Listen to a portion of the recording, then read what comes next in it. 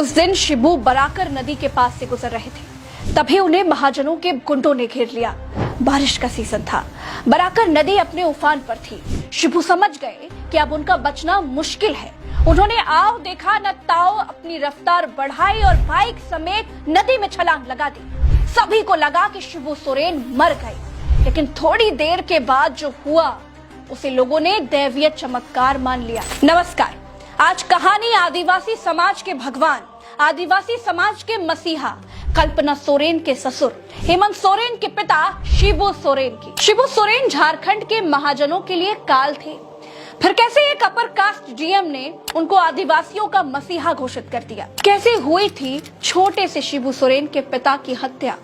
कैसे जान बचाने के लिए पुल से नदी में बाइक समेत छलांग लगा दी। कैसे तीर धनुष लेकर महाजनों पर वो टूट पड़ते थे। किस जिद में शिबू सोरेन ने बना दिया झारखंड नाम का नया राज्य। कैसे केवल 10 महीने में 3 बार मुख्यमंत्री बन गए। मनमोहन सिंह ने शिबू सोरेन से क्यों सरेंडर करने को कह दिया था। कैसे शिबू सोरेन आदिवासियों के लिए मसीहा बन गए। दोस्तों, गोदी मीडिया के सहारे खुद को डंका पति घोषित करा लेना बड़ा आसान है, लेकिन असली हीरो से मिलना है तो मेरे साथ इस कहानी में आगे चलिए। यकीन मानिए, आप रोमांच से भर जाएंगे। आपके भीतर भी कुछ करने का, समाज के किसी तरह से काम आने का जुनून हिलोरे मारने लगेगा। खासकर वो लोग शिबू सोरेन की कहानी को जरूर सुन लें जो जीवन में कुछ करना चाहते हैं। ये कहानी धरती पर बोझ बन चुके लोगों के लिए तो बिल्कुल नहीं है। वो इसे देखकर अपना समय कतई बर्बाद न करें। दोस्तों, शिबू सोरेन का जन्म 11 जनवरी 1944 को गोला प्रखंड के नेमरा गांव में हुआ था। तब झारखंड बिहार से अलग नहीं हुआ करता था। नेमरा बिहार के हजारीबाग जिले में आता था। 4 भाई बहनों में शिबू दूसरे नंबर पर आते थे। उनके पिता सोबरन सोरेन गांधीवादी टीचर थे। शिबू सोरेन के बचपन में 2 नाम थे, एक शिवलाल और दूसरा शिवचरण। क्योंकि शिबू सोरेन के दादा चरण मांझी रामगढ़ राजा के टैक्स तहसीलदार थे, इसीलिए परिवार आर्थिक तौर पर संपन्न था। हाई स्कूल में शिबू को हॉस्टल वाले स्कूल में डाल दिया गया। उन दिनों जाड़ा बहुत ज्यादा होने लगा था। 27 नवंबर की तारीख थी। 1957 का साल था। हॉस्टल में शिबू सोरेन को एक खबर मिलती है कि उनके पिता की हत्या कर दी गई है। महाजनों की सूदखोरी के खिलाफ उनके पिता आदिवासियों को जागरूक किया करते थे, इसी कारण उनके पिता को मार दिया गया। यही वो समय था जिसने शिबू सोरेन की जिंदगी 360 डिग्री पलट कर रख दी थी। सरकारी नौकरी में जाने वाला लड़का झारखंड का भाग्य विधाता बन गया। ये वो दौर था जब गोला और इसके आसपास के क्षेत्रों में सूदखोरों का बहुत आतंक था। सूदखोर पहले गांव वालों को कर्ज देते थे, फिर 500% तक सूद वसूलते थे। सूद यानी ब्याज ना दे पाने पर महाजन उनकी जमीनों पर कब्जा तक कर लेते थे। गांव वाले जब अपने खेत में धान उगाते थे तो महाजन धान उठवा ले जाते थे। शिबू 10वीं क्लास में थे। इस बात को वो बहुत अच्छी तरीके से समझ चुके थे कि पढ़ाई से ज्यादा जरूरी है महाजनों के खिलाफ आदिवासी समाज का इकट्ठा होना, उन सबको इकट्ठा करना। अपने पिता की तरह उन्होंने भी सूदखोर महाजनों के खिलाफ काम करना शुरू कर दिया। उन दिनों गोला मुरी रोड पर गोमती नदी पर पुल बन रहा था। गोला के किसान विशु महतो को महाजन के लोग जमीन हड़पने के लिए तंग कर रहे थे। पिता की हत्या के बाद भी शिबू सोरेन ने तय किया कि वो विशु की मदद तो करेंगे। शिबू ने महाजन के गुंडों से कहा कि वो विशु को परेशान न करें, और अगर उन्होंने ऐसा किया तो अंजाम अच्छा नहीं होगा। इलाके में पहली बार किसी ने गुंडों को गुंडों की तरह धमकी दी थी। महाजन के गुंडे दोबारा विशु को परेशान करने के लिए आए ही नहीं। इससे लोगों में शिबू सोरेन को लेकर विश्वास जागने लगा। लोग उनके साथ आ गए। नई उम्र के इस लड़के में उन्हें अपना मसीहा नजर आने लगा था, जो उनको सूदखोरों से मुक्ति दिला सकता था। शिबू का प्रभाव बढ़ता जा रहा था। आदिवासी लोगों ने कहा कि अगर राजनीति में हमारा व्यक्ति होगा तो हमारी बात सुनी जाएगी। अब तय हुआ कि शिबू सोरेन चुनाव लड़ेंगे। शिबू ने बरलंगा पंचायत के मुखिया के चुनाव के लिए पर्चा भरा। कहा जाता है कि अफसरों की मिलीभगत की वजह से शिबू को चुनाव हरा दिया गया था। आदिवासी अपने ही खेतों में मजदूरों की तरह काम कर रहे थे। शिबू ने लोगों से कहा कि तीर धनुष उठाओ और जबरन धान काटो, हम देखेंगे कौन रोकता है। ये शिबू सोरेन का दूसरा रूप था। शिबू सोरेन के इस आह्वान पर लोगों ने उनका साथ देना शुरू कर दिया। शिबू सोरेन ने अपनी एक टोली बना ली। उसमें कई मजबूत नौजवान थे। इन्हीं समर्थकों के बूते पर धान काटो अभियान शुरू कर दिया गया। बरलंगा पंचायत में जिन महाजनों ने आदिवासियों की जमीन को हड़प लिया था और वहां खेती कर रहे थे, शिबू उनके खेत से जबरन धान काट लिया करते थे। जिस खेत में धान काटना होता था उसके चारों ओर तीर धनुष लेकर शिबू सोरेन के साथी तैयार होते थे और महिलाएं धान काटती थी। इस फसल को गांव वालों के बीच में बांट दिया जाता था। इससे शिबू सोरेन की लोकप्रियता और बढ़ने लग गई। लोगों को उन पे विश्वास होने लग गया। लोग उन्हें अपना हीरो समझने लगे। 1970 का दशक था। सूदखोरों के खिलाफ आंदोलन चलाकर शिबू सोरेन बहुत चर्चित हुए, लेकिन महाजनों को अपना दुश्मन बना लिए। शिबू को रास्ते से हटाने के लिए महाजनों ने भाड़े के लोग जुटाए। उन दिनों आदिवासियों को जागरूक करने के लिए शिबू बाइक से गांव-गांव घूमते थे। शिबू सोरेन की बायोग्राफी दिशोम गुरु में लिखा है कि उस दिन शिबू बराकर नदी के पास से गुजर रहे थे, तभी उन्हें महाजनों के गुंडों ने घेर लिया। बारिश का सीजन था, बराकर नदी अपने उफान पर थी। शिबू समझ गए कि अब बचना मुश्किल है। उन्होंने आओ देखा न ताओ देखा, अपनी बाइक की रफ्तार बढ़ाई और सीधे बाइक समेत नदी में छलांग लगा दी। सभी को लगा कि उनका मरना तय है, लेकिन थोड़ी देर के बाद शिबू तैरते हुए नदी के दूसरे छोर पहुंच गए। लोगों ने इसे दैवीय चमत्कार माना। आदिवासियों ने शिबू को दिशोम गुरु कहना शुरू कर दिया। संथाली में दिशोम गुरु का अर्थ होता है देश का गुरु। इस बीच विनोद बाबू सीपीआई छोड़ चुके थे। वे अब शिबू सोरेन के साथ आ गए थे। वो समझ रहे थे कि आदिवासियों को एक राजनीतिक पार्टी की जरूरत है। ऐसे ही एक दिन 4 फरवरी 1972 को धनबाद में शिबू सोरेन और साथियों ने विनोद बाबू के धनबाद वाले घर पर बैठक की। इसमें शिबू सोरेन, विनोद बाबू, एके राय, प्रेम प्रकाश हेत्रम, खतरास के पूर्व राजा पूर्णेंदु नारायण सिंह, शिवा महतो, जातू महतो, शक्तिनाथ महतो, राजकिशोर महतो, गोविंद महतो जैसे तमाम लोग मौजूद थे। बैठक में सोनोत संथाल समाज और शिवाजी समाज का विलय कर नया संगठन बनाने का फैसला लिया गया। बैठक में नए संगठन के नाम पर चर्चा हुई। कई नाम सुझाए गए। नए संगठन का नाम झारखंड मुक्ति मोर्चा यानी जेएमएम रखने का निर्णय किया गया। केंद्रीय समिति का गठन किया गया। सभी की सहमति से विनोद बिहारी महतो को अध्यक्ष और शिबू सोरेन को महासचिव और पूर्णेंदु नारायण सिंह को उपाध्यक्ष बनाया गया। 1973 में जेएमएम की स्थापना रैली के बाद से ये मोर्चा काफी सक्रिय और फेमस हो चुका था। सूदखोरों का धान जबरदस्ती काटने के बाद शिबू के खिलाफ कई केस भी दर्ज हो चुके थे। पुलिस सरगर्मी से उनकी तलाश कर रही थी। कई जगह छापे मारे जा रहे थे। 4 फरवरी को जेएमएम का स्थापना दिवस आ रहा था। अध्यक्ष विनोद बिहारी जेल में थे। सबको लगा था कि इतने केसों के कारण शिबू आ नहीं पाएंगे। इसके बावजूद जेएमएम का स्थापना दिवस मनाना तय किया गया। धनबाद में कार्यक्रम स्थल पर भारी भीड़ जमा हो गई। शिबू को गिरफ्तार करने के लिए चप्पे चप्पे पर पुलिस तैनात की गई। थोड़ी देर में पुलिस को चकमा देकर शिबू सोरेन मंच पर प्रकट हुए। हजारों लोग उन्हें घेरे हुए खड़े थे क्योंकि उनका मसीहा सामने था। पुलिस मंच तक पहुंच नहीं पा रही थी। पुलिस को लगा कि भाषण के बाद वो शिबू सोरेन को गिरफ्तार कर लेंगे। पुलिस शिबू को खोजती रही, लेकिन वो भाषण के बाद गायब हो गए। फिर केबी सक्सेना धनबाद के नए उपायुक्त बनकर आए थे। उन्हें शिबू सोरेन को पकड़ने की जिम्मेदारी दी गई थी। शुरुआत में सक्सेना ने शिबू से निपटने के लिए एक सख्त प्लान बनाया। जब उन्हें पता चला कि शिबू आदिवासियों के हित में काम कर रहे हैं, तब उन्होंने शिबू को लेकर अपना नजरिया ही बदल दिया। सक्सेना बेहद निडर व्यक्ति थे। एक बार तो वो किसी तरह से जंगल के भीतर शिबू के ठिकाने तक पहुंच गए।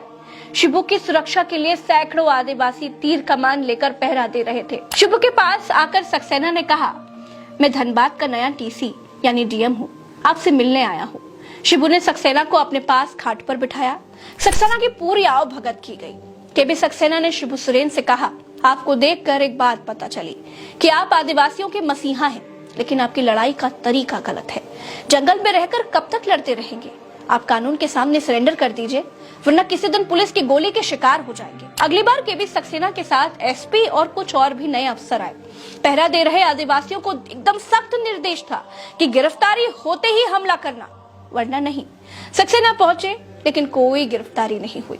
वहां एक बड़ी सभा हुई जिसमें 25,000 आदिवासियों ने भाग लिया। सक्सेना ने कहा कि शिबू आदिवासियों के मसीहा है।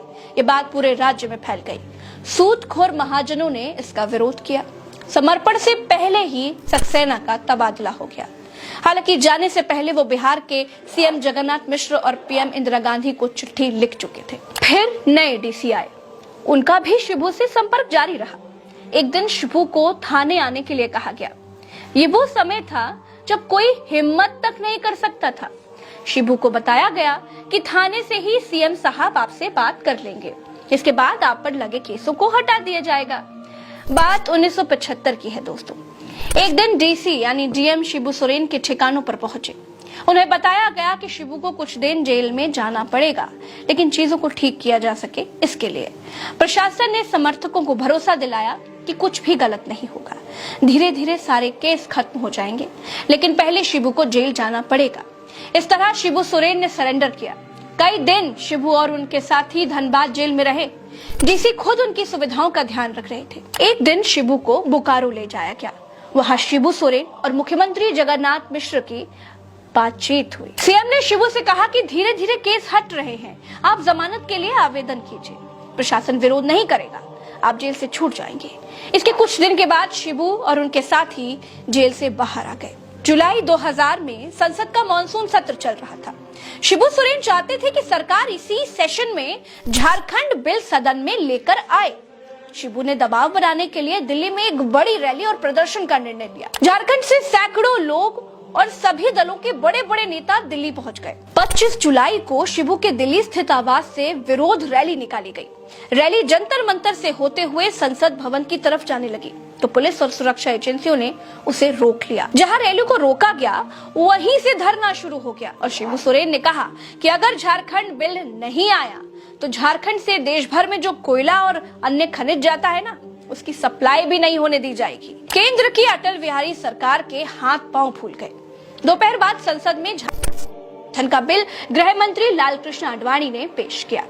झारखंड बिल आते ही ओडिशा के सांसदों ने सबसे पहले विरोध दर्ज कराना शुरू किया, जबकि बीजू जनता दल भी झारखंड मुक्ति मोर्चा की तरह एनडीए का सदस्य था। बीजेडी के सांसदों ने कहा कि सरायकेला खरसावां को ओडिशा को दे दिया जाए। सांसदों को मनाने की कोशिश की गई, लेकिन वो मानने के लिए तैयार ही नहीं थे।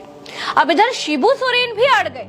उन्होंने साफ कह दिया कि अगर आप सरायकेला खरसावां का राग अलापना बंद नहीं करेंगे तो हम भी ओडिशा के मयूरभंज और क्योंझर और सुंदरगढ़ को झारखंड में शामिल करने का मुद्दा उठाएंगे।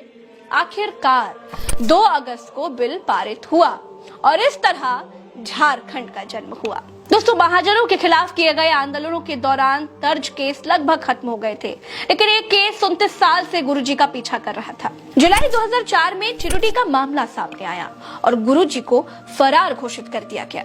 उस समय यूपीए सरकार में वो कोयला मंत्री हुआ करते थे। 23 जनवरी 1975 को चिरुटी में आदिवासियों और महाजनों और समर्थकों के बीच एक संघर्ष हुआ था। इसमें 10 से ज्यादा लोग मारे गए थे और आरोप था कि उन्हें शिबू सोरेन ने भड़काया। मामला कोर्ट में चल रहा था। तब जामताड़ा की एक अदालत ने इसी मामले में शिबू को 6 सितंबर 1986 को कोर्ट में समर्पण करने का आदेश दिया था। अचानक ये मामला 2004 में सामने आया। राज्य में बीजेपी की सरकार थी और अर्जुन मुंडा सीएम थे। शिबू ने काउंटर किया, मैं सालों से विधायक, सांसद और मंत्री हूँ, तो फरार कैसे हो सकता हूँ? ये जानबूझकर राजनीति के कारण खोद कर निकाला गया मामला है। मामला संसद में उठा। विपक्ष में बैठी भाजपा ने शिबू सोरेन का इस्तीफा मांगा। आखिरकार परिस्थितियां बहुत बिगड़ने लगी और गृह मंत्री शिवराज पाटिल ने संसद में ये बयान दिया कि जिस वारंट की बात हो रही है, अदालत 2003 में उसे वापस ले चुकी है। फिर भी मामला शांत नहीं हो रहा था। 1986 में जो वारंट जारी किया गया वो तामील नहीं हुआ। इस वजह से 17 जुलाई 2004 को निचली अदालत ने फिर से वारंट जारी करने का आदेश दे दिया। अब यूपीए सरकार भी इस विवाद में पड़ना नहीं चाहती थी। अगले दिन पीएम मनमोहन सिंह और शिबू सोरेन की मुलाकात होती है और पीएम ने उनसे कहा कि आप इस्तीफा देकर समर्पण कीजिए। 20 जुलाई को जामताड़ा कोर्ट ने गुरुजी को भगौड़ा घोषित कर दिया। अब शिबू समझ चुके थे कि पुलिस उन्हें गिरफ्तार करके ही मानेगी। संसद में बीजेपी खूब हंगामा कर रही थी कि जो व्यक्ति कल तक पीएम से मिल रहा था वो गिरफ्तार क्यों नहीं हो पा रहा है। गुरुजी ने अपने बेटे हेमंत सोरेन के मार्फत इस्तीफा फैक्स करवाया। इसके बाद हाई कोर्ट में याचिका लगवाई और अंडरग्राउंड हो गए। हाई कोर्ट ने गिरफ्तारी वारंट स्थगित कर दिया, लेकिन शर्त रखी कि गुरुजी को सरेंडर करना ही होगा। अगर वो सरेंडर नहीं करेंगे तो निचली अदालत फैसला लेने के लिए स्वतंत्र है। इसके बाद गुरुजी ने एक जनसभा की और निचली अदालत में सरेंडर किया। शिबू 1 महीने जेल में रहे। इसके बाद उन्हें हाई कोर्ट ने जमानत दे दी। 6 मार्च 2008 को निचली अदालत ने चिरूडी मामले में उन्हें बरी कर दिया। पहली बार सीएम बने, लेकिन 10 दिन में गिर गई सरकार। शिबू सोरेन 2 मार्च 2005 को पहली बार मुख्यमंत्री बने, लेकिन बहुमत साबित नहीं कर पाने के कारण 10 दिन में ही उन्हें इस्तीफा देना पड़ गया। 27 अगस्त 2008 को शिबू सोरेन दूसरी बार झारखंड के मुख्यमंत्री बने। इस बार वे विधायक नहीं थे, इस कारण 6 महीने में उन्हें चुनाव जीतकर विधानसभा का सदस्य बनना ही था। 5 महीने बाद 2009 में उपचुनाव हुआ। शिबू को एक सुरक्षित सीट की जरूरत थी, लेकिन कोई भी उनके लिए सीट छोड़ने के लिए तैयार नहीं था। जो विधायक सीट छोड़ने के लिए तैयार थे, वो मुश्किल सीट थी। तमाड़ विधानसभा में उपचुनाव का ऐलान हुआ। यूपीए ने गठबंधन की ओर से शिबू सोरेन का नाम रखा, लेकिन शिबू वहां से चुनाव लड़ना नहीं चाहते थे। शिबू जानते थे कि तमाड़ मुंडा बाहुल है, वहां शिबू को मुश्किल हो सकती है। मजबूरी में शिबू सोरेन ने पर्चा दाखिल कर दिया। विरोधी के रूप में झारखंड पार्टी के राजा पीटर मैदान में थे। 8 जनवरी 2009 को परिणाम आया तो सीएम शिबू सोरेन करीब 9000 वोट से वो उपचुनाव हार गए। आखिर में उन्हें इस्तीफा देना पड़ गया। 3 बार के कार्यकाल में सिर्फ 10 महीने की सरकार चलाई। दोस्तों, 3 बार के कार्यकाल में शिबू सोरेन को 10 महीने 10 दिन ही राज्य की कमान संभालने का मौका मिला। शिबू सोरेन पहली बार 2 मार्च 2005 को झारखंड के मुख्यमंत्री की कुर्सी पर बैठे। वो 2 मार्च से 12 मार्च यानी कि सिर्फ 10 दिनों के लिए ही मुख्यमंत्री बन पाए थे। इसके बाद शिबू सोरेन दूसरी बार 28 अगस्त 2008 को झारखंड के मुख्यमंत्री बने। इस बार उन्हें 5 महीने तक मुख्यमंत्री की कुर्सी पर बैठने का मौका मिला। उन्होंने 18 जनवरी 2009 को मुख्यमंत्री पद से इस्तीफा दिया। फिर तीसरी बार 30 दिसंबर 2009 को शिबू सोरेन झारखंड के फिर से मुख्यमंत्री बने। इस बार फिर उन्हें 5 महीने की ही सरकार चलाने का मौका मिला। उन्होंने 31 मई 2009 को मुख्यमंत्री के पद से इस्तीफा दे दिया। इसके बाद का इतिहास तो आपको मालूम ही है। 2013 से 2014 तक शिबू सोरेन के बेटे हेमंत सोरेन मुख्यमंत्री रहे। फिर 2019 से अब तक जेएमएम की सरकार ही है। पिता सोबरन सोरेन के संघर्ष को शिबू सोरेन ने सत्ता में बदला। शिबू सोरेन का आदिवासियों के लिए किए गए संघर्ष के फल को आदिवासियों तक पहुंचाने की कोशिश हेमंत सोरेन कर रहे हैं। उनकी पत्नी कल्पना सोरेन का आदिवासियों से कनेक्ट और भी ज्यादा है। भारत में ज्यादातर राजसी परिवारों में यह देखा जाता है कि पिता के कमाए हुए पुण्य को बेटे गवा देते हैं, लेकिन शिबू सोरेन ने पिता के संघर्ष को आगे बढ़ाया। अब हेमंत सोरेन अपने पिता शिबू सोरेन के संघर्षों को और आगे ले जा रहे हैं। भले अब महाजनों की जगह कई एजेंसियों ने ले ली हो, लेकिन संघर्ष तो है। सिर्फ बेटा ही नहीं, शिबू सोरेन की बहू भी राजनीतिक मील में नए नए पत्थर स्थापित करती जा रही हैं।